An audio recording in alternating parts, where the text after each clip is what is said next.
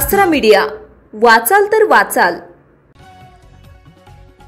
अकोला शहरातील गोरक्षण रोड येथील कीर्तिनगर सारख्या प्रतिष्ठित वस्तीमध्ये सुरू असलेल्या देह व्यवसाय रॅकेटचा पर्दाफाश करत खदान पोलिसांनी मोठी कारवाई केली आहे।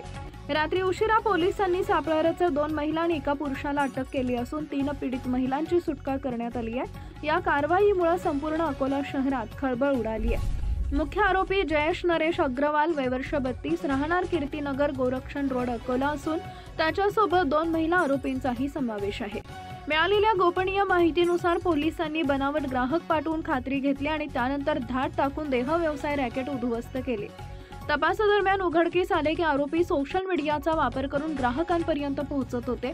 व्हॉट्सअप, इंस्टाग्राम यांसारख्या प्लॅटफॉर्मवर महिलांचे फोटो पाठवले जात होते आणि त्यानुसार दर निश्चित करण्यात येत होता।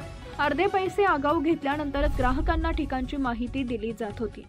या प्रकरणी 3ही आरोपींवर अनैतिक मानवी व्यापार प्रतिबंध कायदा पिटा अंतर्गत गुन्हे दाखल करण्यात आले आहेत। याशिवाय 5 पुरुष ग्राहकांविरोधात कारवाई करण्यात आली आहे। ही संपूर्ण कारवाई पोलीस अधीक्षक अर्चित चांडक, शहर उपविभागीय पोलीस अधिकारी सतीश कुलकर्णी यांच्या मार्गदर्शनात करण्यात आली।